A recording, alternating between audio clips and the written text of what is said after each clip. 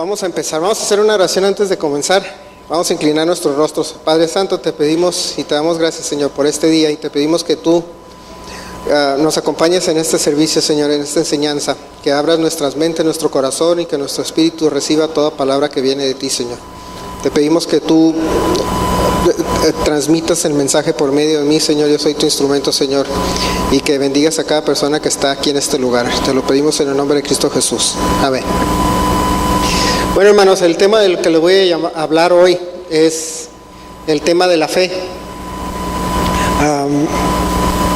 En el pasado se ha hablado, yo creo que durante toda la vida del creyente o de la iglesia se habla continuamente sobre la fe.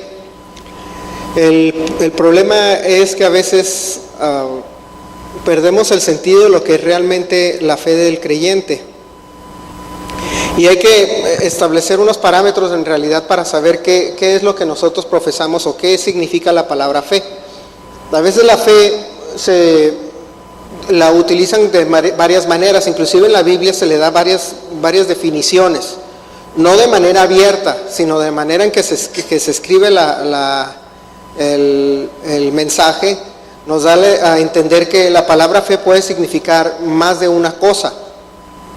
Y es lo que vamos a ver hoy. Vamos a entender lo que es en realidad la palabra fe y lo que es la fe dentro de la vida del creyente. Vámonos a 2 de Tesalonicenses 1:3.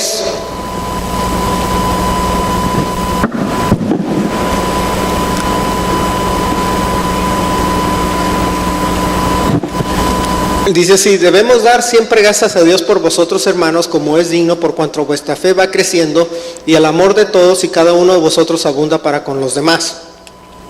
Si nosotros vemos ese versículo, nosotros podemos ver que el apóstol está dando gracias a los tesalonicenses, dice, por ellos y por la fe que va creciendo.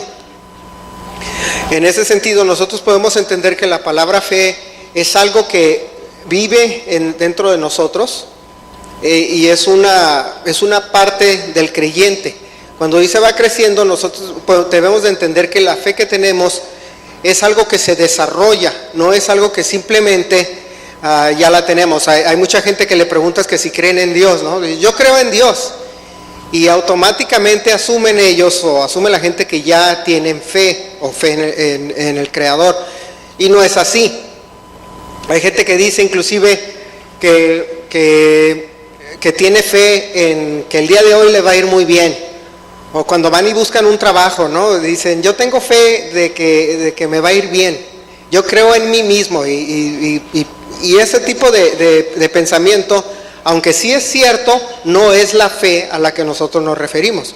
La fe a la que nosotros nos referimos es la fe del creyente, la fe del Hijo de Dios, y esa fe empieza muy pequeña y con el tiempo se va desarrollando. ¿De qué manera lo vemos nosotros que se desarrolla en el creyente? Lo podemos ver cuando tenemos una persona que llegó a la congregación hace 5 años, se quedaba muy calladito sentado en la silla de la orilla, 5 años después ya está predicando.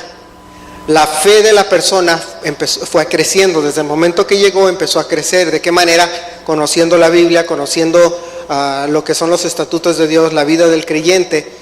Y nosotros tenemos que entender, de acuerdo a Hebreos 11:6, gracias, sí, es que está bien caliente. De acuerdo a Hebreos 11:6, que dice así, dice, pero sin fe es imposible agradar a Dios, porque es necesario que el que se acerca a Dios crea que le hay y que es galardonador de los que le buscan.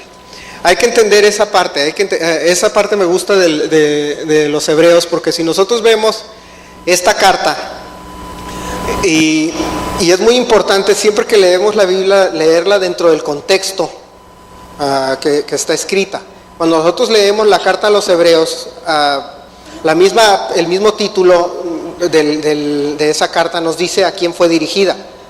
A los hebreos, o lo que lo conocemos también hoy en día como a los judíos. A los judíos, aquellos que creían en el Mesías, que ya traían la fe de sus antepasados, y aquellas personas que vamos a suponer que aquellos que ya cargaban con el mensaje, aquellos que ya conocían del mensaje. El pueblo judío ya conocía de Dios desde 2000, 3000 años atrás, 4000 inclusive si somos un poquito estrictos. Pero el pueblo gentil era el que desconocía de Dios, la mayoría no conocían de Dios. Entonces cuando le escribe esto, el autor de esta carta, que no se sabe quién fue, pero obviamente era un judío, dice: sin fe es imposible agradar a Dios, porque es necesario que el que se acerca a Dios crea que le hay. Entonces cuando una persona se acerca a Dios, debe de creer o tener fe en ese Dios a quien está profesando como su creador, o está profesando que es, a quien conoce. Y la parte clave es, si nos regresamos a Hebreos, ahí mismo, pero al versículo 1. Vámonos al versículo 1 y ponerlo dentro del contexto que hay. Dice: es pues la fe, la certeza de lo que se espera y la convicción de lo que no se ve. ¿Alguna vez han escuchado ese versículo? Yo creo que es uno de los versículos más repetidos en la vida del creyente, ¿verdad? Pero hay un problema que yo me he dado cuenta durante los años respecto a ese versículo.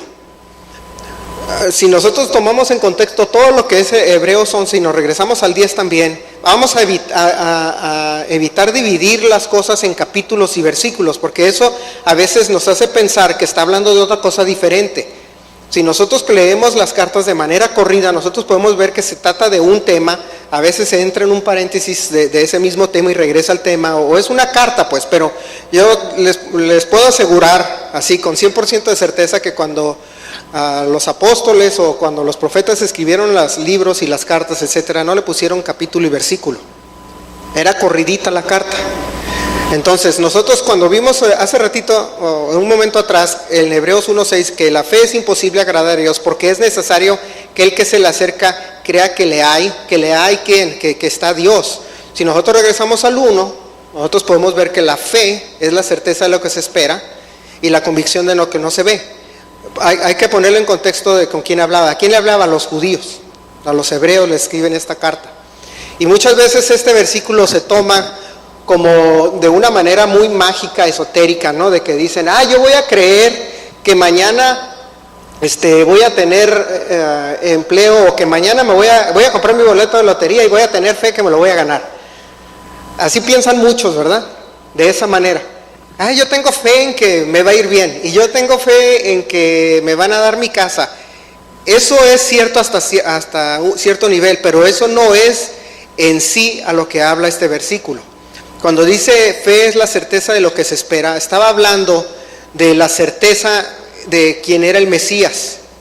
Y también dice la convicción de lo que no se ve. ¿Puede alguien ver a Dios? No puede una persona ver a Dios. ¿Alguien ha visto a Dios? ¿Alguien ha visto un ángel? ¿Alguien ha visto a Jesús? ¿Alguien ha visto el cielo?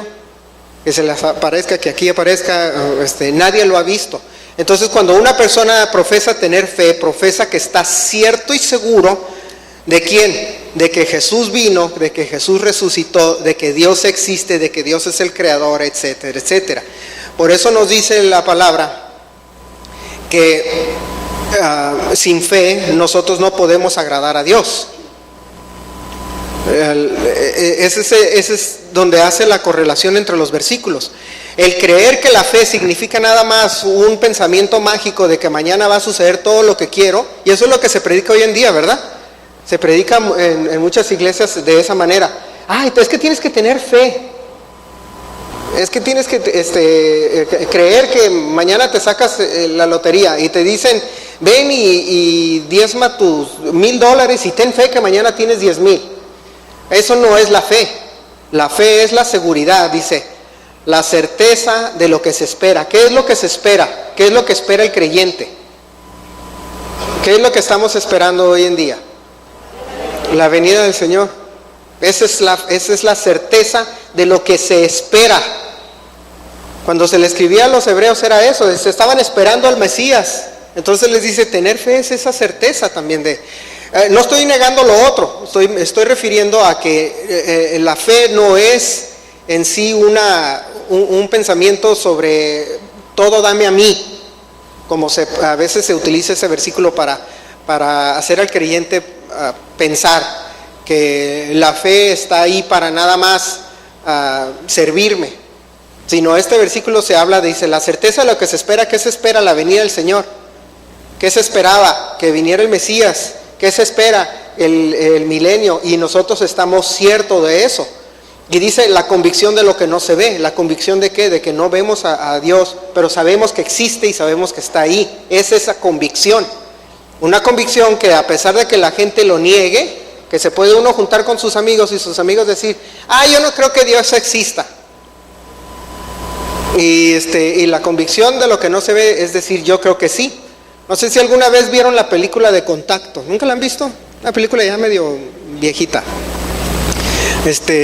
Para aquellos que no la han visto, se la recomiendo, está muy buena, porque toca el tema de la fe, de cierta manera, en la película. Pero cuando están platicando, dialogando un ministro y una científico que era ateo, ella dice, yo no puedo creer en algo que no he visto. Y el ministro le dice, ¿cómo tú puedes creer en Dios? Dice, es que yo no puedo creer en una vida sin que no exista Dios. Y toda la película se trata del tema. Al final, los que ya la han visto se recuerdan que al final, después de que hace un viaje, es de ciencia ficción, pero es un libro muy viejo que se puso en película. Cuando ella ve al final y voltea a ver al ministro, porque ella le reclaman, oye, todo lo que tú estás diciendo que tú viste en tu viaje, no hay evidencia. Dice, pero yo lo viví. Y yo te puedo decir que yo lo viví y yo lo creo porque yo sé que está ahí, tengo la certeza y la convicción de que es verdad. En eso voltea a ver al ministro y el ministro le hace, ¿verdad? Ahora ya me entiendes. Entonces, a esa certeza es a la que se refiere la Biblia. No al sentido de que nosotros creemos que es para mágicamente darnos lo que esperamos. Sí, en parte sí es así la fe, pero ese es otro tipo de fe, no la fe básica o principal, la del creyente. Si nosotros analizamos bien el versículo, nosotros podemos entender que la fe es una seguridad firme, una esperanza segura y un convencimiento total. Cuando alguien llega y les dice, yo no creo en Dios porque yo no tengo la evidencia, ¿ustedes qué le dicen? Si tienen fe, van a decir, yo estoy convencido y tengo convicción de que sí es verdad y que sí existe. Hay gente hoy en día que niega que Jesús existió. A mí se me hace la gente más tonta, por eso hay que educarse. Por eso les aplaudo a los que se graduaron. Porque hay gente que dice, no, Jesús nunca existió, lo inventaron. Y todos los historiadores, los romanos que lo odiaban, escriben de él, que lo crucificaron en los libros históricos romanos.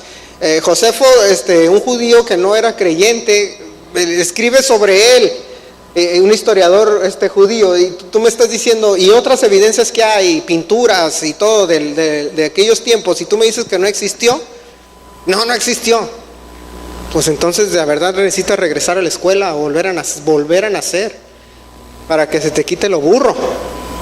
Lo mismo que aquellos como los de la nación de Irán que niega que existió el holocausto. El holocausto nunca sucedió.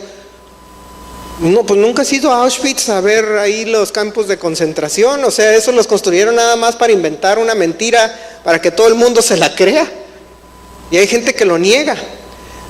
Pero nosotros, ¿qué sucede? ¿Nosotros vimos que sucedió el holocausto? No, pero sin embargo creemos que sí fue algo real. Nosotros vimos que a Jesús fue crucificado. No lo vimos, sin embargo lo creemos. Entonces nosotros debemos de entender que la fe es precisamente esa convicción de algo que no hemos visto, no hemos sentido, pero sabemos que está ahí. Es algo innegable en nuestro ser. Que alguien diga, niega que Jesús existe o que Dios existe. Les decía la semana pasada, yo creo que el creyente más terco que hay sobre la existencia de Dios es el ateo, porque el ateo se pelea con alguien que dice que no existe. Pues ¿cómo vas a pelear? Vas a escribir libros, a salir en la televisión, a hacer campañas, a hacer marchas, todo en contra de alguien que según tú no existe. Es la cosa más tonta del mundo. Yo les decía, es como si yo me enojara y algún día me pusiera a hacer marchas y escribir libros sobre cómo el mundo de Narnia no existe. Pues es obvio que no existe, es ficción. Y no conozco a nadie que se ponga a hacer campañas y se ponga a escribir libros y salir en las noticias y enojarse con algo que profesa, que dice que no existe. Por eso el ateo es el que yo creo que de los que más fe tiene respecto a Dios, porque vemos a creyentes o a personas que vienen a la iglesia, creen y se van, y ahorita lo vamos a ver qué es eso. Pero nosotros debemos, de acuerdo a la Biblia, entender qué es la fe. Vámonos a Efesios 4:5. Efesios 4, versículo 5. Dice, un Señor, una fe y un bautismo. Fíjate bien, a lo que estaba hablando ahí el apóstol era que hay un Señor para todos. Y ahorita lo vamos a ver más en detalle. Hay una fe. Y eso es donde nosotros debemos de también ser firmes en nuestra convicción sobre lo que nosotros creemos. Hoy en día hay mucha crítica acerca de que por qué en esta iglesia, o en otras también alrededor del mundo, no somos los únicos, ¿verdad? Pero por qué en esta iglesia se celebran las fiestas, y dicen así entre comillas, de los judíos. Las fiestas judías, ¿por qué se celebran? ¿Y por qué se cree en la Torah? ¿Y por qué se cree en la ley? Porque es una fe. La fe no es cristiana, la fe es judeo-cristiana, como les he repetido, les he dicho recalcadamente, judeo-cristiana. El gentil cree gracias a la fe judía, no a la fe, no existe la fe cristiana. La fe cristiana es simplemente un seguimiento a la fe judía, y la fe judía es la que profesaba Jesús. Entonces por eso aquí en los Efesios hace el apóstol ese recalco. Un Señor, una fe y un bautismo, o sea, un nacimiento de nuevo. Entonces lo que creen ellos, o los judíos, y lo que creemos nosotros es exactamente lo mismo. La diferencia es que ellos niegan, o algunos de ellos niegan, que Jesús era el Mesías y otros no. Es la única diferencia, pero es la misma fe. Por eso es que si leen la carta a los Romanos, ahí entra en detalle ahí el apóstol Pablo diciéndoles todos esos detalles. Judas, versículo 3, dice que la fe habla de la fe dada a los santos. Colosenses 1:23 dice, si en verdad permanecéis fundados y firmes en la fe. ¿En cuál fe? En esa misma fe que profesamos. Ese credo, cuando se escribió el credo cristiano, que tiene tintes de catolicismo, pero el credo cristiano hablaba precisamente de que creemos que en un Dios, y creemos que Jesús es el Mesías, y que somos salvos por su muerte.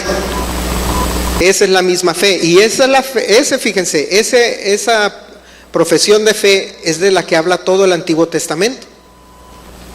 Y el Antiguo Testamento, hagan de cuenta, son 4,000 años, de un viaje de la humanidad hacia entender y conocer quién iba a ser el Mesías. Es precisamente ese viaje. Entonces, dentro de esa palabra fe existen varias definiciones. La fe que es la natural o la humana, la que les decía, la fe natural o la humana es sí creemos en ciertas cosas. Por ejemplo, si alguien se enferma y va al doctor y el doctor le prescribe un medicamento, la persona cuando se lo toma, ¿cree que va a ser sano o no? ¿Cree? Pues si no, no se lo tomara, ¿verdad? Tómate esto para que te sane. No sirve para nada, me lo voy a tomar. No, si una persona no cree que va a servir, no se lo toma. Seamos honestos, ¿verdad? No se lo toma. Si la persona dice no sirve para nada, no se lo va a tomar. Pero esa fe natural o humana es esa a la que me refiero, esa del médico, o de que vas o cuando viene uno a la iglesia, a veces vienen a la iglesia y oran por nosotros. Esa fe es tanto divina como humana, porque la persona que cree o que tiene esa convicción, por eso pasa para que oren por ellos. Una persona que no cree, le dice, y se puede parar aquí una persona y decir, alguien que le duele el lomo, bueno, no el lomo, ¿verdad? Sí, es feo. Alguien que le duela, no sé, la cabeza, algo serio, ¿verdad? Que tenga dolor de piernas, o que se fracturó un brazo y nada más no se le sana, etcétera. La persona que no tiene fe nunca se va a parar de su silla y pasar enfrente a que oren por ella. La persona que tiene fe, esa misma fe humana es la que nos lleva y nos impulsa a pasar aquí enfrente. Pero no es la fe a la que nosotros nos referimos. La otro tipo de fe es una fe que es emotiva en cuanto al Evangelio. Si nosotros leemos, ¿os recuerdan la parábola del sembrador que el Señor Jesús les contó al pueblo? Sí recuerdan, ¿verdad? Que avientan semillas y unas caen en espinos, otros caen en tierra buena, otros caen sobre la carretera o sobre el camino, etcétera. En Mateo 13:20, vámonos a Mateo 13:20. Dice, y el que fue sembrado en pedregal, este es el que oye la palabra y al momento la recibe con gozo. Hay a veces ese tipo de fe, esa fe emocionante, ¿no? Que llega a la congregación, está bien emocionado, sí, y viene y está 6 meses y está bien emocionado, y al rato se va, se le olvida, porque nunca perseveró, nunca tuvo esa fe, nunca tuvo convicción en lo que estaba aquí, en lo que el motivo por lo cual venía a la congregación. Era una fe emotiva. Y yo les he hablado en el pasado, ¿no? Les he dicho que cuando hacen las convenciones y cuando hacen congresos, etcétera, ya sea del tipo que sea. Por eso las empresas hacen convenciones y congresos, porque eso motiva a la persona. Está bien emocionada, sale del ese y el que venda 50 casas este año se va a llevar el Mercedes que está allá afuera, y salen y todo el mundo dice, yo soy el que me lo voy a ganar, y no, yo, ya verás que... Y salen todos emocionados y quieren el Mercedes-Benz porque van a vender las 50 casas. ¿Y cuánto les dura la emoción? Como 2-3 días. Al tercer día regresan a los hábitos viejos, que es llegar a la oficina y estarse sentados así, estar con la flojera. Porque esa es una como fe emotiva, que nada más se produce de ese momento, de la emoción, del ambiente, de lo que se dijo y lo que se hizo en ese momento. Me acuerdo que Alberto una vez ponía un video de una película que se llama Glengarry Glen Ross, que hablaba sobre ese tipo de personalidades. Y el Alec Baldwin se ganó el Oscar, creo que por esa escena de 10 minutos. Y era porque les dice sus verdades, les dice, ustedes es que no hay motivación, es que el café no está bueno, y les pone una buena zarandeada ahí en la oficina. Y eso es lo que sucede a veces con el creyente. Llega bien emocionado, llega a la congregación, se emociona porque ve milagros y se va. Esa es a la que se refiere, la recibe con gozo. Y si nos vamos al 21, dice, pero no tiene raíz en sí, sino que es de corta duración, pues al venir la aflicción o la persecución por causa de la palabra, luego tropieza. Luego dice, ya vinieron los problemas y tropieza. Lo que a mí en lo personal me deja pensando es cómo es que, dice, la aflicción a veces, y ese es el pretexto, y dice aquí por causa de la palabra, pero también a veces por nada más precisamente porque dice, tenía un problema y no se me solucionó, ¿verdad? Y a veces la aflicción viene por causa de la palabra, en el sentido de que te peleas con un familiar. Fíjense, ese es el peor, o ese es el problema más grande que tiene el judío ortodoxo que empieza a creer en Jesús. Yo veo los testimonios de judíos que crecen en hogares ortodoxos o en hogares muy religiosos judíos que no creen en Jesús. Dice, y en el momento que creo, dice, me corren de mi casa, ya no me hablan. Y había gente que dice, a mí me corrieron, a mí me escupió mi mamá, a mí me y así sucede. Y esa es la aflicción por causa de la palabra o por causa de la verdad. Hay gente que realmente no resiste. Estoy seguro que dentro de esos muchos testimonios que hay que dicen que a pesar de esas dificultades permanecieron en la fe, estoy seguro que hay muchos que la negaron, que dijeron, no, pues yo con tal de no hacer enojar a mi mamá voy a volver a creer lo que antes creía. Pero eso es lo que sucede con una fe de esa emotiva y infructuosa, que nada más llegan las dificultades y se echan para atrás, porque nunca hubo convicción. Hubo nada más un momento de motivo, pero no hubo una convicción que dijera, yo realmente lo creo, lo vivo, lo siento, como cuando les dije sobre esa película. Dice en la película al final, dice, pero es que ninguno de nosotros vimos lo que pasó, tú dijiste que fuiste y viste, hiciste y eso, y no sucedió y no hay evidencia. Pero es que yo lo veo, lo creo y no importa lo que digan, yo lo voy a creer. Bueno, esa es la convicción que debe de tener el creyente. Y la fe verdadera que es la que les hablaba de Hebreos 11:1. Aquella fe donde hay certeza de lo que se ve, de lo que no se ve, y en realidad convicción de la fe que tenemos. Por eso es que hay que tener mucha convicción o mucho fervor en lo que nosotros estamos predicando. ¿Cuántos de ustedes han tenido amigos que les dicen que no creen? O que dicen, ¿por qué crees eso? ¿Por qué vas a la iglesia? De repente nos damos cuenta porque vemos a la gente venir aquí a la congregación y están 2, 3 semanas y después ya no los vuelves a ver. ¿Y qué le pasó a fulano? ¿Y que no había venido? ¿Y que no oraron por él y se fue?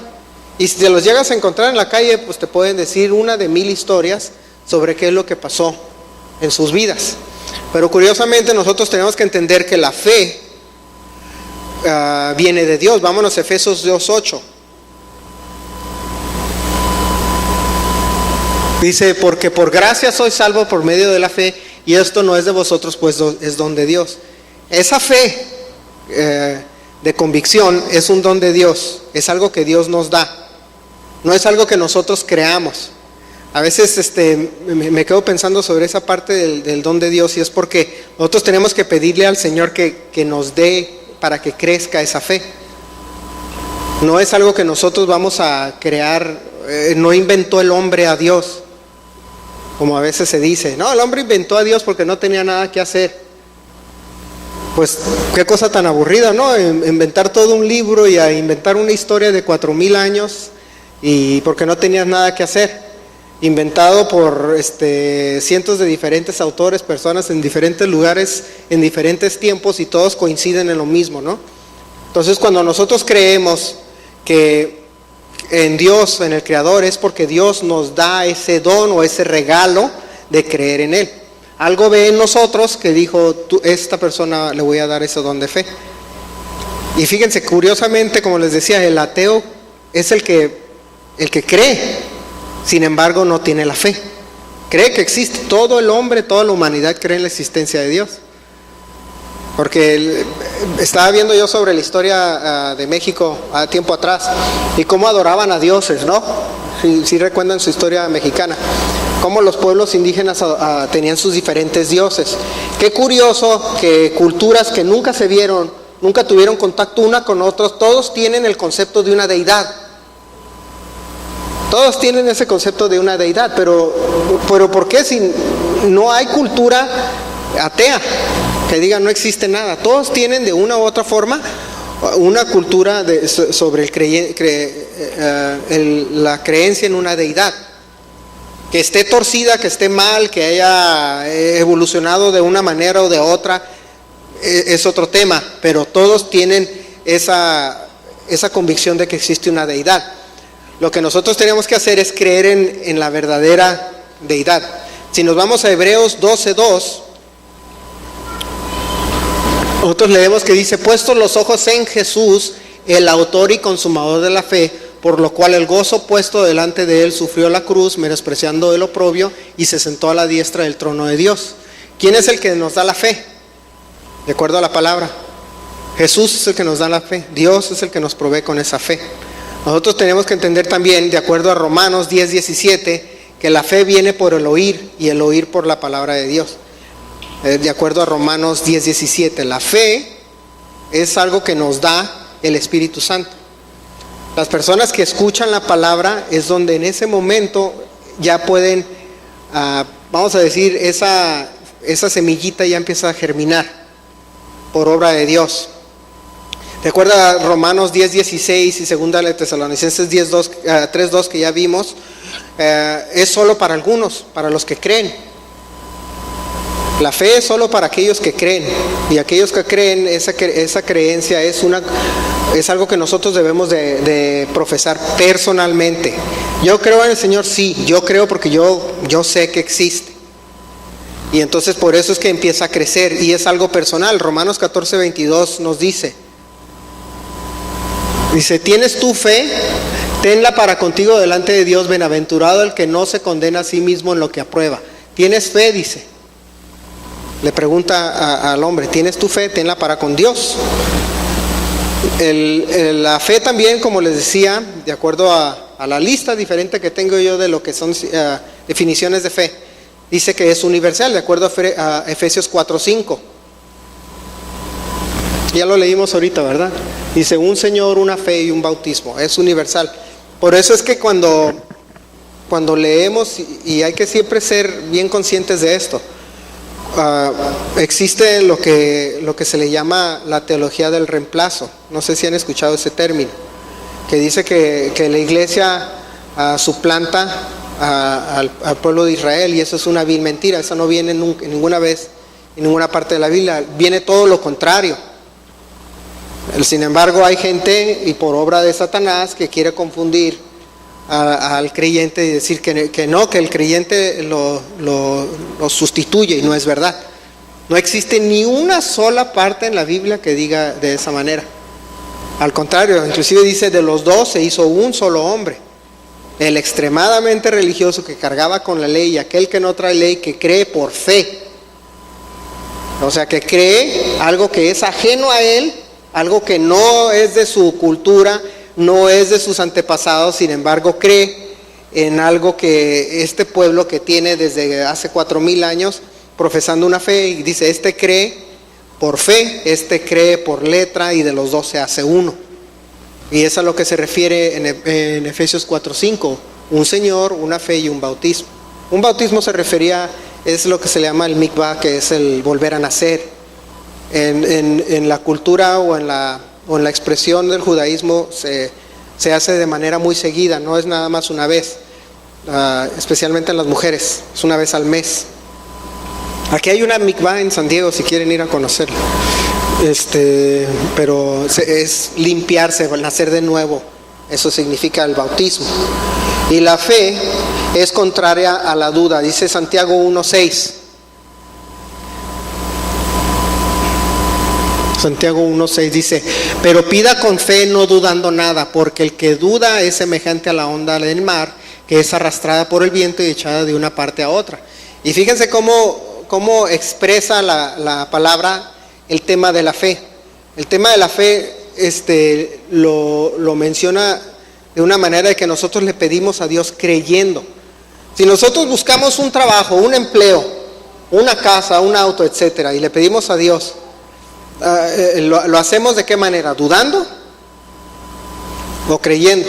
Fíjense qué curiosa es a veces la fe del ser humano. Hace mucho, ¿se acuerdan cuando, bueno, y aún todavía sucede, cuando van cruzando la línea del otro lado para acá? Y se acuerdan que hace como 20 años todo era fayuca, ¿se acuerdan? Porque nunca te dejaban pasar nada. Sí se acuerdan, ¿verdad? Los que iban al otro lado, que hasta comprabas mandado y lo escondías. Y me acuerdo que aquí en la iglesia, cuando comprábamos cosas como las bocinas, las sillas y eso, en Tijuana no vendían nada de eso, la verdad, no vendían nada, micrófonos y todo eso. Entonces llegabas a la línea y los de aduana, no pasa. Y me acuerdo que teníamos una van, la iglesia tenía una van, que parecía una barra de pan grandotota, así bien fea, azul, decía, se entraba padre y se le andaba cayendo las llantas, estaba bien destartalada. Bueno, se la acabaron. Y un día fuimos a la tienda de música y compramos unas bocinas, que no sé dónde están, por ahí están unas bocinas, unas cuadradotas gordotas, ¿no? Y íbamos quitamos los asientos y pusimos las bocinas y las tapamos con un mantel. Porque en aquel entonces habían las vanes, ¿se acuerdan que habían las vanes que tenían televisión, sillones, mesas y podías comer adentro de ellas? ¿Sí se acuerdan de eso? ¿No? Entonces nosotros la hicimos pasar así como una de esas van y pasamos las bocinas. Íbamos en el carro, me acuerdo, íbamos pidiéndole al Señor que no nos vean. Y porque no cruzaban a Tijuana, entonces decían, pues ¿cómo vamos a tener sonido si no se venden en Tijuana? Las tenemos que comprar y no nos dejan pagar impuestos, no, era imposible pues. Y por fin las cruzamos, ¿no? Y era porque decíamos, ay Señor, escuchaste nuestra oración. Y decirte qué buena fe tenemos, ¿no? Y un día yo quise cruzar para mi casa, para mí, unas bocinas para mi televisión, para mi sistema de sonido. Y iba Mayra conmigo. Y le decía yo a Mayra, no, le digo, voy a pasar a declararla. Y dice, ¿para qué la declaras? Tú crúzate normal. Le digo, no, es que me va a tocar roja. Y yo estaba tan convencido que me iba a tocar roja. En serio, y me era, pásate. Le digo, no, yo voy a declarar porque me va a tocar roja. No te toca, mira, puras verdes, puras verdes. No, me va a tocar puras verdes. Y yo estaba convencido, y ¿saben qué? Me toca roja. Y ya le pregunto, me acuerdo que le comenté a mamá, le digo, híjole, ¿por qué cuando crees que te va a ir así te va? Ah, dice, porque tienes fe. Tenías fe en que te iba a tocar roja. ¿Y qué pasó? Te tocó roja. Y así sucede, en serio. Es bien curioso las cosas. Yo debería haberle pedido al Señor, ¿sabes qué, Señor? Que me toque verde. Pero es que yo no había pedido, y ella creía que me iba a tocar roja, y cuando cruzamos la bocina yo pedía con fe de que no nos iba a tocar roja. Aparte el Señor sabía que era para su obra, porque ahí están por ahí guardadas las bocinas, están unas cosotas así, que se han quemado como 100 veces, y las 100 veces las hemos reparado, ¿verdad? Pero es porque nosotros estábamos en la van. Iba un amigo que ya no viene aquí a la congregación, que iba manejando la van, y no me acuerdo quién iba conmigo, pero yo iba atrás, así, pusimos una de esas sillas, traíamos, para que pareciera comedor con sillas, y las bocinas tapadas con un mantel. Íbamos según nosotros así platicando. Entonces la vio el aduanero y dice, es de esas mesas, y ha de traer refrigerador la van y todo. No traíamos nada, pero estábamos pidiéndole al Señor, y nos dejó pasar. ¿Y era por qué? Porque pedimos nosotros creyendo que sí íbamos a pasar. Y lo curioso es que la fe, de acuerdo a 1 de Pedro 1:8, dice, a quien amáis sin haberle visto, en quien creyendo, aunque ahora no lo veáis, os alegráis con gozo inefable y glorioso. La fe produce gozo.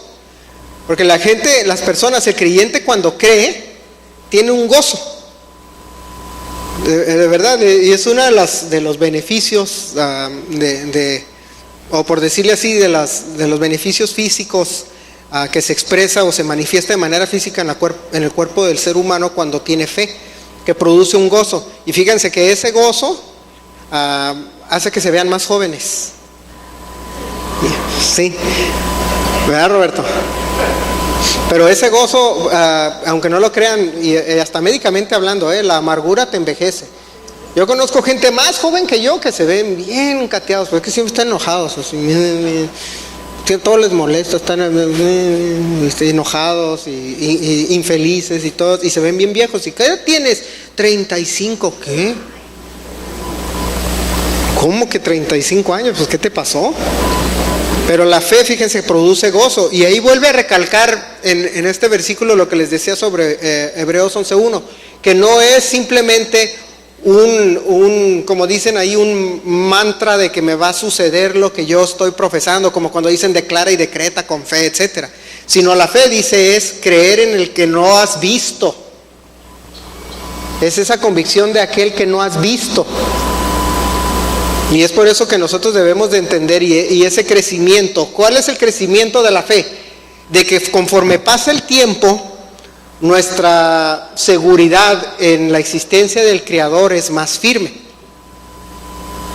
¿Verdad? Es muy difícil que una persona que ya tiene muchos años viniendo a la congregación agarre un día y diga, ya no creo en Dios. Es muy difícil, especialmente cuando la persona se está alimentando constantemente con la palabra. Ya no va a llegar a ese punto que va a decir yo no creo en Dios, porque ya hubo un crecimiento dentro de la persona, se hace más firme. Romanos 5:2 nos dice, por quien también tenemos entrada por la fe a esta gracia en la cual estamos firmes y nos gloriamos en la esperanza de la gloria de Dios. La fe nos da la entrada, ¿a dónde? A la presencia de Dios. Fíjense que leía sobre el rey David, y si leen en la Biblia la historia del templo, y cuando estaba el arca y que la tenían guardada en el templo, ustedes recuerdan en su historia bíblica de que una vez al año entraba el sumo sacerdote al lugar santísimo, ¿verdad? ¿Sí recuerdan? ¿Y qué pasaba si el sumo sacerdote tenía pecado? Moría, caía muerto, ¿no? Y ahí en el lugar santísimo estaba que el arca, y que contenía los panes de la proposición, y tenía los diferentes los 10 mandamientos, y tenía otras cosas ahí guardadas. Y leía yo sobre cómo el rey David entraba al tabernáculo y danzaba y cantaba y se gozaba y hasta comía de ahí mismo de los panes de la proposición. Dice, bueno, pero es que ¿cómo es que no caía muerto? Porque los otros caían muertos y él no. Y era porque él entraba con una fe. Él entraba creyendo, él entraba con un gozo en su Creador. Mientras los otros sacerdotes entraban con temor sin fe, sino simplemente de manera ritualista. Y es por eso que nosotros por fe tenemos entrada a esa gracia. El rey David tenía entrada a esa gracia porque tenía fe. Una vez vi la película, me la pasó mi papá, una sobre la historia del rey David, que era de esas películas bíblicas que hicieron hace como unos 3, 4 años, no sé si se acuerdan, que todo el mundo la pirateó, ¿no se acuerdan? ¿Cuál? Sí, esas que eran la vida de todos los personajes, pues se llaman historias de la Biblia, pero que eran nuevas, que las recién produjeron, y que estaban muy bien, que salían muchos actores famosos, ¿no? Y estaba viendo la historia del rey David, y me puse a ver esa porque el que salía del profeta Samuel era el que la hacía de Mr. Spock. El Mr. Spock, ¿eh? ¿Sí se acuerdan del Mr. Spock? Entonces es el que la hacía del profeta Samuel. Entonces, yo quiero ver dónde sale Mr. Spock, ese la puse. Y en una de esas, cuando andaba buscándolo al rey David en la película, pero seguro sí era en la vida real, estaba hablando con él y le pregunta sobre la presencia de Dios, y dice, y él estaba, el rey David, sentado nada más, bien contento, le dice, es que no hay nada mejor que estar hablando con Dios. Cuando él era simplemente un muchacho que cuidaba ovejas, pero le decían, pero Dios te escogió a ti para ser rey, y empieza a hablar con él, ¿no? Pero me acuerdo muy claramente de que estaba de una manera muy sin cuidado el personaje, el rey David, ahí sentado nada más. Cuando llega y se lo encuentra el profeta Samuel, estaba en un valle solo, sentado, y le dice, no hay nada mejor, una persona así que tenía una fe bien sencilla, y que por gracia, cuando ya era rey, podía entrar a la presencia de Dios, y era porque tenía esa fe. Romanos 15:3 nos dice, 15:3, porque es 15:13, perdón.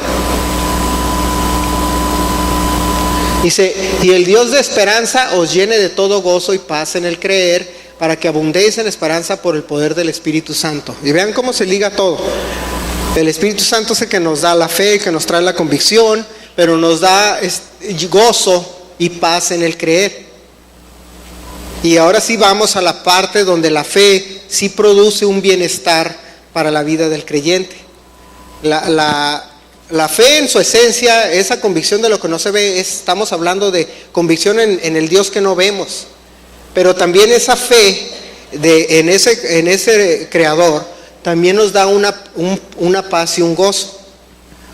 Una paz y un gozo de que no importa lo que pase en la vida de nosotros, todo se va a cumplir de acuerdo a las promesas que tiene Dios en la vida para sus hijos. Esa es la manera en que va a suceder la vida. Por eso es que nos da esa paz y gozo. Por ejemplo, y lo puede notar uno de manera muy, muy marcada en el creyente cuando muere un familiar. ¿No se han dado cuenta que cuando van a un velorio cristiano de algún creyente, pues de que la persona era creyente y sus familiares eran creyentes, muy rara vez ves a las personas deprimidas y llorando y ya no lo voy a ver, al menos que haya sido su hijo y tuvo un trágico accidente, cosas por el estilo? Pero cuando ya son grandes, que ya dijeron, bueno, ya pasó como decimos, a mejor vida, ¿no? Y que ya creen en el Señor y tienen esa esperanza, no lo ven de una manera deprimente de que ya no lo voy a volver a ver, sino tienen una esperanza de que lo van a volver a ver al familiar, o de que está en un lugar, como decimos, un lugar mejor. Y eso sucede con el creyente. Tenemos esa paz y ese gozo. Y vas a un velorio de una persona que no tenía ningún tipo de esperanza, y todos están llorando, deprimidos. O sea, yo he ido que de repente se murió fulano y vas ahí pues a querer hacer presencia, ¿no? Como amigo, te llegas y hasta no sabes ni cómo reaccionar, ¿no? Y llego yo de repente a los velorios de los cristianos y están cantando y están... Qué diferente hay, ¿verdad? Y es porque tienen una convicción y una fe sobre algo que no ven, pero saben que va a estar ahí esa persona. Y dice 1 de Pedro 2:6. Dice, por lo cual también contiene las escrituras: he aquí pongo en Sión la principal piedra de ángulo, escogida y preciosa, y el que creyere en él no será avergonzado. El que creyere en quién, en el Señor, no va a ser avergonzado. Fíjense algo bien interesante. La palabra avergonzado, ¿cuál es la definición que tenemos nosotros sobre la palabra avergonzado? Es como que le dé pena, que a eso no se refiere. La palabra avergonzado en la Biblia significa el infierno. Si nosotros vemos en el libro de Daniel, que es creo que es la única parte donde se habla del infierno en el Antiguo Testamento, cuando estaba hablando de la resurrección de los muertos, el profeta Daniel dice: unos a vida eterna y otros a vergüenza perpetua. Así es como se define en la Biblia la palabra avergonzado. Y ese es un paréntesis que quiero hacer. No es de que no me van a dar pena ni me van a exhibir, algo así. No, eso no es avergonzado. Avergonzado se le llama vergüenza al ir al infierno. Y viene en Romanos, viene aquí en 1 de Pedro, viene creo que en Hechos también, esa expresión de avergonzado. Entonces dice, aquel que creyere en él no será avergonzado, significa que no será, de acuerdo a lo que dice Daniel, creo que es en Daniel 12, déjame ahorita lo encuentro. Es en Daniel 12, creo. Sí, Daniel 12:2. Dice, y muchos de los que duermen en el polvo de la tierra serán despertados, uno para vida eterna y otros para vergüenza y confusión perpetua. A veces cuando viene en la Biblia la palabra vergüenza o avergonzado significa muerte eterna, o significa pues el infierno, como ya de manera más directa. Entonces, ¿qué nos está diciendo? Que la fe produce ¿qué? Vida eterna. O aquellas personas que creen en Dios no van a ser avergonzados. Y esa es esa confianza que nos produce. ¿Cuántas personas de las que están aquí dicen: yo tengo fe en que si viene el Señor ahorita, viene mañana, o me muero de viejo, yo voy a estar con Él? Eso es esa confianza, esa seguridad de que no van a ser avergonzados. Y hay gente que no, que le pregunta si haces una encuesta en la calle. Les mencionaba yo a la vez pasada a Kirk Cameron y a Comfort, brother Comfort, que les gusta andar en la calle, Ray Comfort se llama, y que anda en la calle con cámara y micrófono ahí en Los Ángeles, y entrevistan a la gente para preguntarles si realmente son personas buenas. Y le dice: ¿tú eres bueno? Sí. No, ¿y tú crees que en el cielo? No, que yo no. Bueno, y si te llegas a morir, ¿te vas a ir al cielo o al infierno? Y qué curiosa, mucha gente tiene toda la seguridad que se va a ir al infierno. Los ves y de repente dicen: no, pues yo creo que yo sí me iría al infierno. Y hay gente que piensa así. Pero sin embargo, el creyente, ¿qué cree? ¿Que se va a ir a dónde? A la presencia del Señor, va a estar con Él. Inclusive 2 de Corintios 4:13.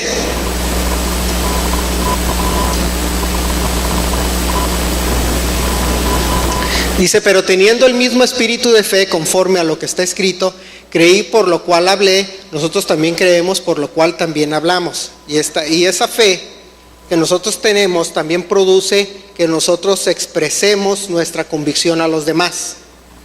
Cuando una persona cree en Dios, ¿qué hace? Lo profesa y se lo dice a otros. Una persona que no predica el evangelio, que nunca, o que se esconde y dice: yo no creo, y se hace el que no cree, no tiene fe.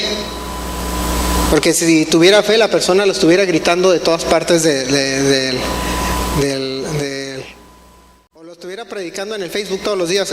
Roberto es el que me gusta, como ese sí tira las pedradas directas en el Facebook. Que no, que tú y que tu iglesia. Y el Roberto no, si no crees, te vas a ir al infierno.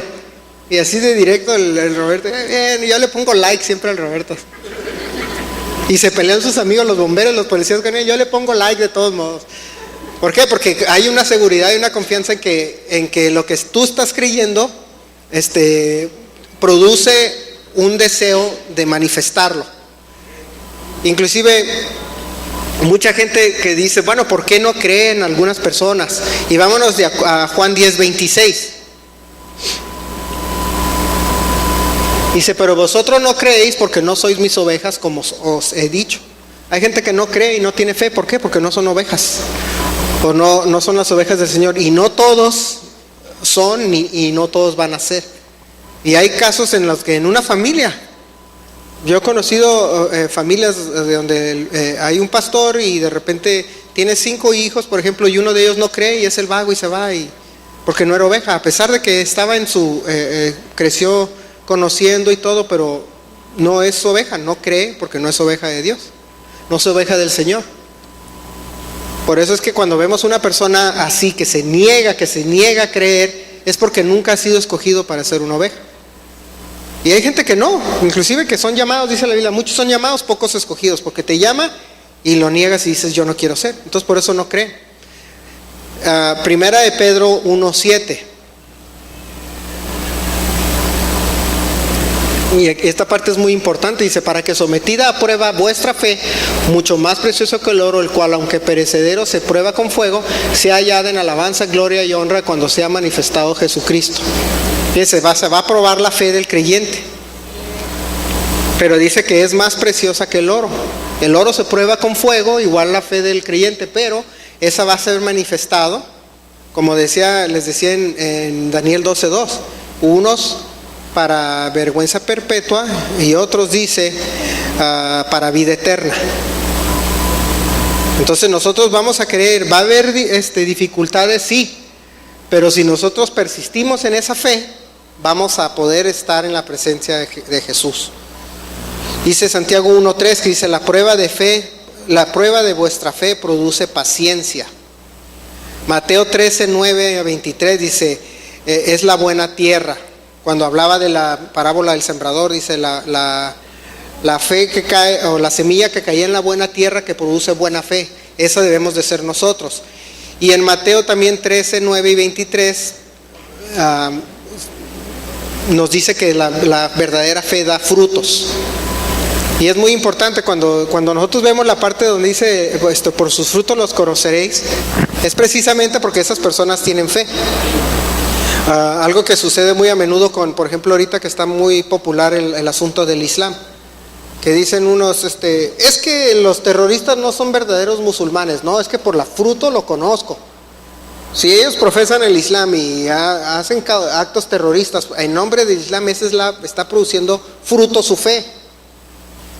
Simple y sencillo, así es. Que no todos lo hagan, pues no, pues dicen, no todos nos vamos a matar. Unos son escogidos para que se maten y los demás reciben el beneficio, entre comillas, del acto terrorista de suicidio que comete esa persona, porque supuestamente es honroso para la familia de un musulmán que un familiar se suicide en un acto de venganza o de lo que sea. Entonces da fruto, igual ese es su fruto y por eso lo conoces. En el creyente es lo mismo, el creyente da un fruto opuesto a ese, que es un fruto, dice que fruto cual al 100, cual 70 y cual al 30 por uno. Y nosotros vemos el fruto de la fe. Y lo podemos ver en el mundo en el que vivimos, fíjense, el fruto de la ideología, vamos a llamarle así, judeo-cristiana, es que nosotros tenemos uno de los principios más básicos de la por decirle religión judeo-cristiana, es la libertad de escoger. O sea, el hecho de que nosotros vivimos en una democracia es precisamente un fruto de la fe. El hecho de que nosotros podemos escoger qué trabajo tenemos, qué vamos a estudiar, qué vamos a comer hoy, qué vamos a hacer, esa libertad que tenemos es precisamente un fruto. Y el hecho de que nosotros, por ejemplo, que países donde las bases de su nación, de la constitución, son judíos cristianas y tienen una libertad más grande a la que tienen otros, es precisamente un fruto de esa fe. Si van a los países musulmanes, por muy bonitos que estén, algunos, pero no hay libertad. Por ejemplo, en Arabia Saudí la mujer no puede manejar, porque chocan, se van maquillando mientras manejan. No es por eso, sino porque las mujeres no tienen derechos. No tienen derecho, no, por eso no las dejan manejar. Y tienen que ir cubiertas. Y así completamente y nadie las puede ver. Y van a lugares como los Emiratos Árabes y está muy bonito, Abu Dhabi, lugares así. Y, ¡ay, qué bonito! Sí, pero es el fruto ese de esclavitud. Ese es el resultado de esclavitud y de muchas otras cosas muy malas, pero no hay libertad. Veía yo historias sobre gente, una persona que andaba en shorts, una mujer, y ya la andaban metiendo a la cárcel porque enseñó las piernas. No, pues aquí todas estuvieran en la cárcel en Tijuana. Y es porque allá no había libertad. Solamente pueden traer shorts si están en la playa. Y luego de ahí algunas se ponen el burkini, que le llaman, que también se tapan la cara así, todo así, pero es para nadar. Es igual al otro, pero ese es contra el agua. Pero ¿dónde hay libertad? ¿Existe o no existe? Existe una ideología, un sistema de esclavitud. Por eso es que nosotros debemos de ver, de acuerdo a como dice la Biblia, que la verdadera fe nos da libertad y produce fruto de acuerdo a lo que dice la Biblia. Y es por eso que hoy en día nosotros estamos viviendo. No es perfecto este mundo, nunca lo va a ser hasta que venga el Señor. Pero a pesar de todas las dificultades que tengamos en México, tenemos un cierto grado de libertad. ¿O no es así? A veces yo me quedo, ¿por qué no nací en otra parte? Y luego me quedo, no, estoy bien aquí. Estoy bien aquí, porque en Estados Unidos se pagan muchos impuestos y aquí casi no se pagan impuestos, ¿verdad? Y aquí pues se puede vivir más tranquilo y allá no, allá tienes que siempre estar ahí. Me ponía yo a razonar, pero gracias a Dios que nací en México, decía yo, qué bueno, sí. Y que no nací, por ejemplo, en algún país donde hay dictadura, como Venezuela, como Cuba, etcétera, donde se dicen ser cristianos, como decía Hitler, se decía ser cristiano, pero cómo vivían en opresión, no daba fruto, no había fruto. Entonces nosotros debemos de entender que la verdadera fe es una sola fe. El creyente no tiene muchos distintos tipos de fe, pero sí una fe que actúa de distintas maneras. Porque la fe en el creyente es en el Creador es la que produce nuestra fe en otras cosas, en que si nosotros nos enfermamos, tenemos la seguridad que vamos a ser sanados. En que si nosotros tenemos necesidad económica, por ejemplo, o de vivienda, etcétera, sabemos que pidiéndole al Señor, el Señor nos va a contestar y nos va a dar de acuerdo a nuestras necesidades. Que si necesitamos comer y si necesitamos vestir, esa fe que tenemos va a producir el resultado de que vamos a tener siempre que vestir y siempre que comer. Entonces no son diferentes tipos de fe, es una sola fe que tiene diferentes maneras de manifestarse o de producir fruto en la vida de un creyente. Y es por eso que nosotros debemos de cultivarla a diario. ¿Y cómo se cultiva la fe? Leyendo la palabra. Lo vimos hace rato, dice que la fe viene por el oír y el oír por la palabra de Dios. ¿Cómo va a crecer la fe? Va a crecer leyendo y estudiando sobre la vida del creyente. Yo ayer me puse, por ejemplo, ya ven que les digo que siempre que se avienten un capítulo de los Proverbios al día. Yo ayer leí 4 y ya los he leído un montón de veces y leí partes que, ni me acordaba, o sea que como que te vuelve a caer el 20, ¿no? Pero sí se lo he leído como 50 veces y ahora que lo leí, como que algo hizo clic en la cabeza, ¿no? Entonces, ¿y eso qué va a producir? Va a producir crecimiento, va a producir mejores resultados en la vida de uno, mejores resultados en la manera en lo que uno actúa, en la manera en que uno se relaciona con los demás, etcétera. Porque la fe me llevó a leer esos capítulos de la Biblia, y la fe va a manifestarse de diferentes maneras a futuro. Entonces es muy importante que nosotros digamos, yo tengo una fe, sí, una sola fe, un solo Señor, un solo bautismo, o un nacimiento de nuevo, que es cuando uno cree que vuelve a nacer, y es la misma fe, y es donde nosotros rompemos con esa idea de que si nosotros hacemos una celebración que aparentemente parece judía, pero no lo es, sino es del Señor, no es ajena a nuestra fe, es parte de nuestra fe. Porque es la misma. Y nosotros debemos de cultivarla, de siempre estarla regando ese árbol y que dé fruto. Por eso es que nosotros en nuestro vivir diario debemos de siempre estar creciendo y alimentándonos de esa manera. Leyendo la Biblia, escuchando algo, viendo algo que siempre esté alimentándonos. Deuteronomio 6:4 dice, y este es lo que le llaman el Shema, dice: oye Israel, Jehová nuestro Dios, Jehová uno es. Es una sola fe en un solo Creador, es uno. Y entonces nosotros debemos de siempre cultivar eso, y creer y crecer. Amén. Entonces me quedé a la mitad. La próxima semana continúo, pero yo creo que esta parte es la que quería recalcar, ¿no? De que nosotros lo que creemos, lo que es la fe, no es lo que nos a veces han enseñado en el pasado.